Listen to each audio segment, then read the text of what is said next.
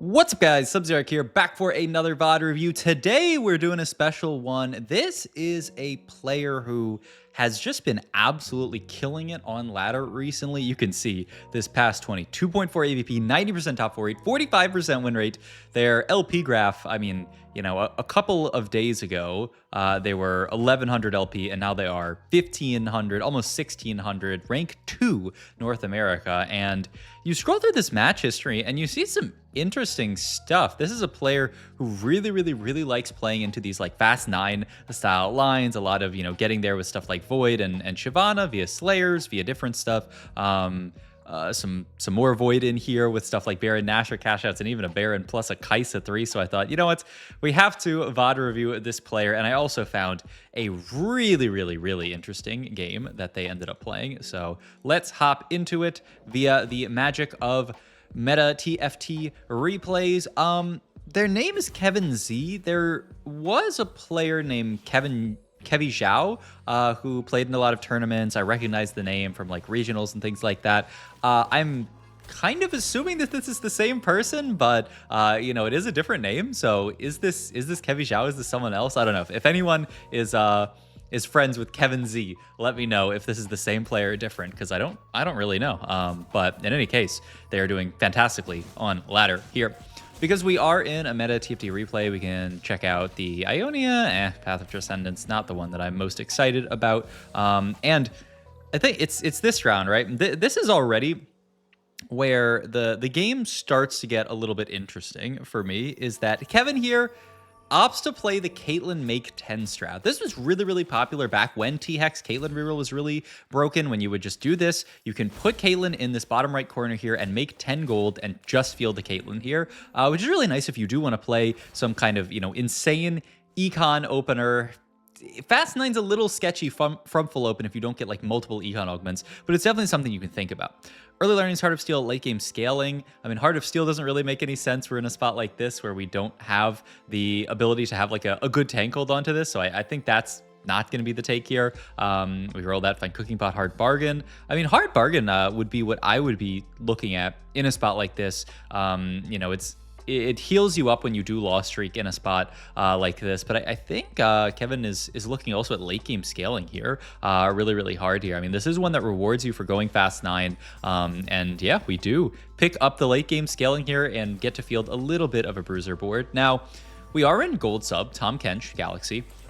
So we will kind of make it, and we are going to full slam this Archangels here with the idea that we can unlock LeBlanc and actually play a pretty decent board here. So it's kind of interesting. We went from full open to not that bad of a board in 2 rounds, just because we saw, okay, we have the sign, we can play around, we can slam this Archangel, be happy with it, get the level up from late game scaling, and then slam items onto the LeBlanc here. And now the board, not amazing by any means, but decent enough, and we can loss streak pretty easily, maybe win a few fights, but the big thing is just, you know, get all of this XP from our augment here and be pretty rich, because we made that 10 way faster than anybody else. But it's funny, like it's not like we were going for this full open strat to, you know, sell into Kate and play into TX. It was really just, I don't really care about any of these units. I really like making my first 10 gold. It's almost counter to the way a lot of people, I think, have thought about maybe not modern TFT, but, you know, for a while, I think players go back and forth depending on the patch of like, okay, do I prioritize really highly making my first 10 gold and making the econ, or do I prioritize really highly just, you know, having a strong board, having all these pairs that I can play into? And Kevin in this spot opts to do the complete, you know, opposite of playing for strongest board, just you know, makes the 10 instantly. This is also a really close fight. Nice positioning. I don't know if it was for this player or for another player, but just wanted to, you know, anti-AoE. This is really good for Kog'Maw boards usually. Sunfire tends to be a really good slam in spots like these. Also, I just realized I have music on for some reason, so let me turn that off. Usually really excited to take Chain and build into Sunfire here. We end up taking Tear here, which I mean could be the Anima Visage. It's a totally solid slam. Could also be towards a kind of mana item for the LeBlanc here. We are in a 2 streak, but it's kind of a fraud 2 streak. I think Kevin is acknowledging here, like, I don't need to like level and try to play strongest board here, because it's very unlikely that I will keep my streak, though we do rotate into a level 4 board. And yeah, I think this is who this spread out positioning is for, this Kog'Maw player, because you want to anti-AoE against Kog'Maw as much as as possible. You don't want to give him all the AoE. And honestly, this fight, I think had we been a little bit more spread out there to anti-AoE, maybe we would have a shot against it. At either case, we do end up losing, which is fine. I mean, a mixed streak is not the best thing in the world, but we really didn't have good, reasonable chances of going for a 5 win here just because we don't have a single upgrade. Our entire board's 1-starred here. Sion's a pretty mediocre early game unit. I mean, you see people like this who already have an Aphelios 2 to play around, and it's going to be hard to keep up with boards like this. Even though LeBlanc is a kind of a beast, a unit. But yeah, I mean, take the 2 loss here. Pretty mediocre opener, I would say. Just looking at this game, it's not one where I look at it and I'm like, wow, they were gifted the entire game in this spot here. We have the Bruiser Invoker opener, but this one is quite awkward in the way that it plays into other boards. I will say it is good to go Fast 9 because LeBlanc is such a good item holder, but it is a little bit awkward if you can't make it to Fast 9. If you get stuck on 8, your life usually sucks. The upside is usually it seems like this is a player who is not stuck on 8, can very easily find a way to get to 9. Pick up a second Leona here, or at least have the opportunity to. And this, I think, is the start of an idea that, I mean, we'll see as we get further on into the game, but Kevin, he sees this Leona pair here and starts to, the wheels get turning. We start thinking about, okay, we could actually play for a very, very interesting comp, which we will get into later as we get further and further into this game here. LeBlanc, still a beast here, is going to pick up this dub here against an Orianna board, so huge. Also against Darth Noob. This is a stacked lobby, by the way. Darth Noob in this lobby. A lot of very solid players. All right, Radiant Rascal, Tiniest Titan, and Bronze for life here. So here's where I'm interested in to see what the augment selection actually is. I have not watched this full VOD for myself here. Tiniest Titan is more of like a giga greedy, take Tiniest Titan, take late game scaling, and guarantee that you do make it to 9. Radiant Rascal, it's hard to take in a spot like this, but Bronze for life would be like the cap one. Like this is the econ, guarantee you make it to 9 option. This is the like play for super, super high cap and just, play all these traits and go crazy here. So I'm curious to see. Yep, we do roll that. We roll that. Ooh, we see Priz ticket and wow, CB is the take here. I never would have thought about this as the take here. Priz CB is kind of wild. I mean, gives you a lot of Omnivamp to work with. The big thing is that we are going to accumulate these huge HP shields onto backliners.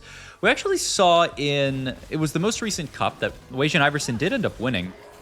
Weijin Iverson took CB in kind of a similar spot, actually. He was playing Veigar and ended up taking Prismatic CB. It does seem like some people just don't mind something like this. I mean, it means that you're never going to get, hey, burned down by something like this. Annie, the LeBlanc, can just sit back here. Ooh, we do end up still losing, actually, just because Annie is Annie. But yeah, we do actually...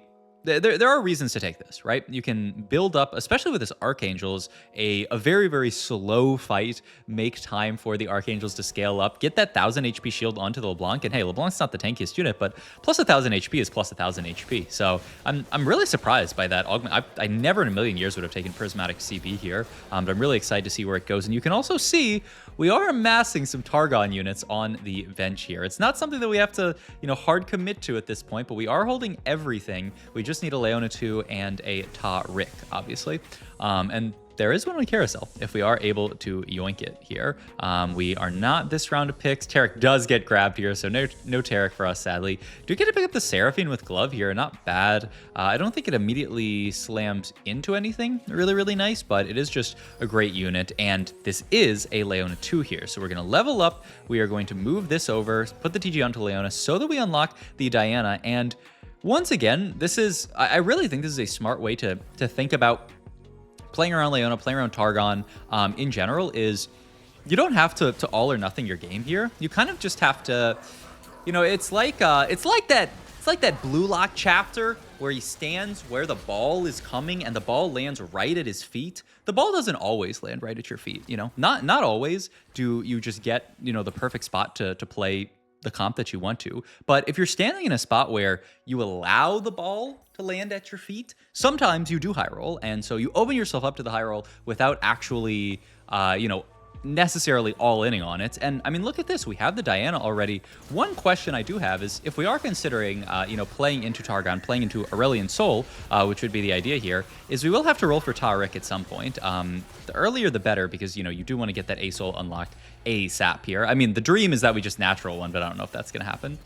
Another pretty close fight here. Lose to Lucky Gloves here. Still no Taric yet, so we'll see. I mean, the dream is to roll on 3-7, obviously, but we're not quite rich enough for that. I think that would be a little bit crazy, and we are also going to be on even interval on 4-1 because of our augment. So imagine this will be a 4-1, which would, if we hit it, unlock ASol on 4-2, which would not be bad at all. We get a lot of defensive items here. It's kind of sus here, and we do get some more gold to play with here, so we will definitely, yep, we are going to level up here. I'm going to roll down here, and there's the Taric pretty quickly. Okay, so we do, in a reasonable amount of gold, have the Taric, have the Leona. I mean, we pushed level 8 with our Econ Augment, and now we are on our way to ASol here, a line that, you know, has been buffed up a little bit this patch. Definitely, you know, stronger. The ASol 1 got a pretty decent buff, which is really all you care about, right? You want to be able to scale up with ASol. We also slam the Gargoyle into backlane there to go for the Skarner unlock, which I think is so smart here. Ooh,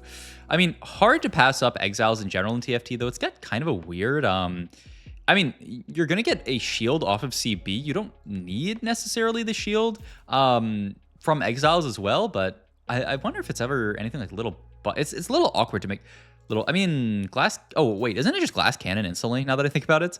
We have the Omni Vamp for free, so like the damage jump from this is gonna be really nice. Portable Forge is also a juicy option here to get a last tank item, a last damage item. Portable Forge looks really nice here actually now that we roll into that, just because items are really good in TFT. Getting to 3 items is very important. We're stuck between glass cannon and portable, it looks like. Ooh, we see Unsealed from Steel as well, which is, here's where the game gets really interesting. Unsealed from Steel, the Darkened Staff here, and our idea is Unsealed from Steel, Darkened Staff, Aurelion Sol here. I mean, I don't know if I would have seen this line ever, just playing the game myself, but it's a 3rd item onto ASol.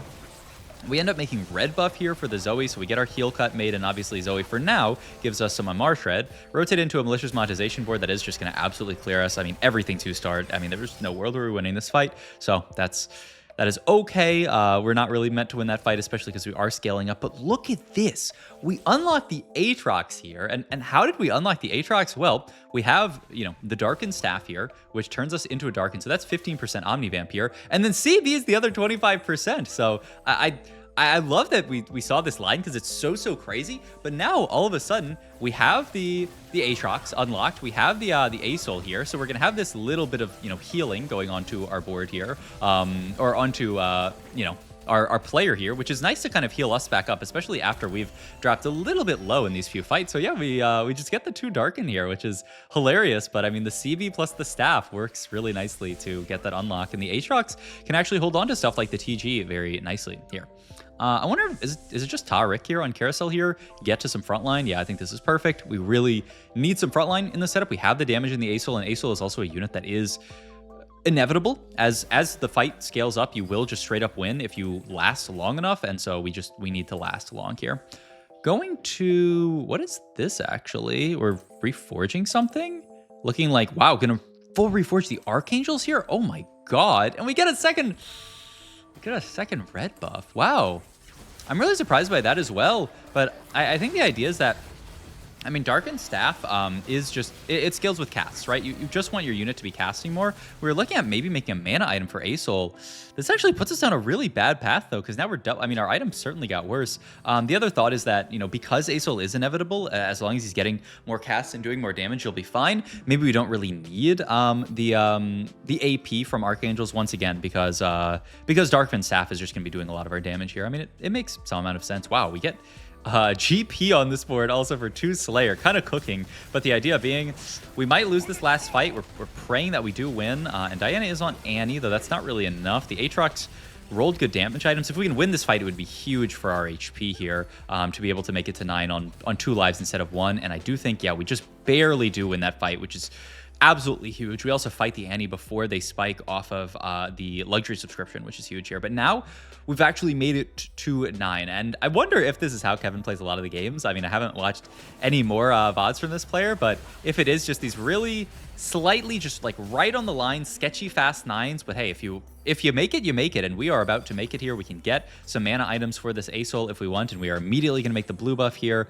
and going to level up here, 50 gold here, pick up the Diana, pick up the Aatrox pair here. We had the Azir for a second, but Garen opted not to play that. There's Shyvana, one of their favorite units to play on this board. Still keep the GP in for Slayer here, and still actually have 5 Targon in, which is crazy. Second TG made onto the Diana here, and actually rolls really, really nice items, though we do rotate into Cthulhu here, who has an Annie 2 and a Set 2, so we are going to lose this fight. Yikes. Well, really good that we won that last fight, or else we would be dead here. But hey, down to 12 HP. Not the worst, but I'd definitely like to start winning some fights. We do pick up the Swain here. Great in on boards like this. It'll be curious to see when we start getting out of some of this stuff. Wow, we do hit, oh my god, we hit everything in this shop here. We hit the ASol 2 and the Aatrox 2 here, which is, I mean, this is everything. We should beat everybody else in the lobby now. The only question is, can we reach enough ASol stacks here that we are beating that really capped Annie board? But yeah, I mean, this board should just be disgusting here. We actually continue to roll down a bit here. But the really nice other thing is that, remember, we have the 2 Darken in here. We're going to heal for 25% of the player damage we deal. So we're up to 16 HP already. We just need to keep healing up here. Also, we didn't really cover it too much, but I do think the Skarner unlock is actually a very important part of this player's game plan here. Skarner is just so good in this very AD-heavy meta. Rotate into this person, their AD. I mean, it's surprising that there are a couple of Annie boards in this lobby, just because, you know, once again, it is such an AD-heavy world there. But, I mean, there's so many AD boards. They nerf the AP comps quite hard. Slayers is one of the most dominant comps. Yunara is still really solid. 80 fast 9 stuff like we're fighting here, so solid. And so something like a Skarner, I think, is just a fantastic unlock every single game that you can go for it, just because there's so much AD in the world, and the aura is really nice. The pull against any type of melee board is really good. Pick up the Defender spat here, which is really nice. We don't have Defender in yet, so we're gonna have to find one to play here. We do find a Garen for now. There is Seraphine as well if we want to look towards like a Seraphine type vibe and thing, but I mean, we're not gonna end up on that. We are gonna sell out of the Diana here, yeah, and just, you know, we're fully off the Diana, off the Leona here, and gonna move the TG over to the Taric here. All right, Annie 2 here, Lux 2. With the, once again, power of the Celestial Blessing, I think we don't actually have to worry about, you know, something like ASol getting sniped by Lux plus Annie. We go pretty slow, but it's not too, well, is it too slow? It's actually relatively slow, but ASol still cooking here, Aatrox still cooking, and we do pick up the dub there. A little close, we get there. Check ASol stars, we're up to 300, not quite to the 400 yet, but I mean, definitely something that we'd like to get to. Speaking of what we'd like to get to, we would love to, the dream would be to make it to a Sylas here, but I don't think we're picking up the Jarvan. Would be, you know, Arcanist and everything. I mean, honestly, you'd probably throw Nico on this board over Garen just for the Arcanist for the entire board. I think is worth it. But yeah, I mean, we've made it. We've scaled. The ASol is doing insane work here. Darth Noob takes a big hit here. Young Charmander. I mean, we can go scout that player just because, I mean, we're chilling here. Made it to the Baron 2. Oh my god. Yeah, off of the malicious monetization, invested. Just giga econ here, so we'll see. I'm also seeing some crazy stuff going on the bench over here, so let's actually check out Darth Noob's bench as we roll down here. I also just realized that Seraphine Implanter was my Seraphine Implanter. My bad. Oh my god, that's 6 Broms here. I mean, I kind of want to just watch this roll down here, especially with Pris Ticket. These roll downs are so easy to hit 3 stars with. We'll see if we can find anything. It's actually just an APM check, really. One off Nidalee. Oh, he skipped a Brom. He's just looking for Nidalee here. Oh no, and then he rotated a Baron. I think we have to roll more on minions here. I mean, he's going to roll down, try to find the 3-star, but I mean, it doesn't matter. It's just not winnable here. Let's check out our boy KevinZ here, who is picking up a win here. Huge, and Darth Noob is going to die. Oh, it's so tragic, actually. I mean, the true test for this board, oh, wow, double ASol shop, but I mean, second ASol doesn't really do anything. The true test of this board is going to be, and do you play Nico here? Yeah, you certainly do. Okay, I think this makes perfect sense. I don't know why we sold out of the rest of our stuff here, but okay. This just ends up being the board here, and we have to play double fiddle. Can we, at any point, beat this Baron Nashor 2? Because Baron 2, is huge. I mean, the ASol is doing great damage. We just kind of lack the front line. We're getting blown by this this board here. I mean, it's too much damage for us. And also, forced to play double Shyvana here is pretty gross. Not like you get a double Dragonborn effect on this board here. The upside is we are fighting... Wait, no, we're fighting... I think we're fighting the Baron again. We're fighting the back-to-back. We fought the Reroll into Clone. This is horrible. And the Baron's on top of the Aatrox here. I mean, the Aatrox will come back here. We are blowing through the front line pretty quickly. We do... Oh my god, look at that ASol cast there. We just hit... Oh my god. I think we just hit, yeah, the 500 true damage crash here. Wait a minute. Wait a minute. And wait, Young Charmander ends up dying, actually. Wow, look at that here. So it's a top 2 locked in for us here. And the question is, yeah, can we beat this Baron that is in front of us? Yeah, rest in peace, Young Charmander. It was a 2 Baron cap out. Actually, I didn't even realize that there were 2 players getting into Baron. We find Lucian Senna, by the way, which is huge in here, and we can move items over here. This looks like pretty bad positioning, I would say, for the enemy board. The ASol is just going to Star Crash on top of these big guys. If ever there were a fight to win, this would be it. Their board does still look really strong, though. One more cast does clear the Baron, but is it enough? Oh my god, ASol tried his best. No! Oh my god, we're live with 2 HP. Oh my god, that was a close fight. Kind of interesting that they're positioning the fiddle here, but I think the idea is they want to just focus down these units as quickly as possible, right? They want to just blow everything up. It's still crazy, by the way, that we have GP on this board, but he's just a superstar trait bot. Slayer and Vanquisher onto the board. Makes sense here, all right? Once again, same side in front of these main tanks. The Aatrox is getting blown up here. We do get through the front line pretty quickly here, and the Baron, yeah, right next to the main tank there. That is really rough positioning. They need to make sure the Baron is not in front of ASol. I mean, they're just giving us fights for free, actually. I mean, we heal up a little bit, but it doesn't matter. Oh my god, they're going for 3-star 5 cost because they said, I can't win this fight at this point. They've said we've... I mean, we're actually not quite at the 800 mark here, but they said, I'm just going to lose this fight. That's actually... I thought maybe this fight was winnable for them, but they opted to actually sell board to go for Baron 3. I mean, maybe also just a little bit of a for fun. Well, one off Baron 3... They have it. They have it with the dupe. They hit Baron 3! Oh my god. It spawns Rift Herald? 4-star Rift Heralds? Okay. That was pretty sick. That was a pretty sick end to a game. Very cool game from Kevin. Sorry that it's only a top 2, but I mean, can you feel too bad about losing to a Baron Nashor 3? I don't think so. I think you will feel pretty fine. But man, they rolled down quick for that Baron 3. Yeah, full sold during minions here. The Barons cleared this, kept rolling down.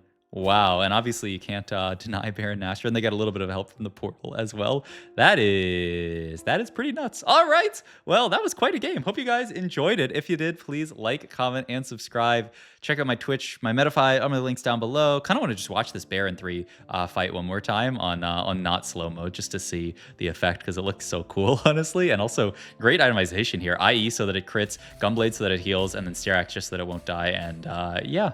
It was close. It was a close fight, honestly. I've seen... What the... Oh, they still had a Zillion on their board. All right. See you guys in the next video. Thanks for watching, as always. Bye-bye.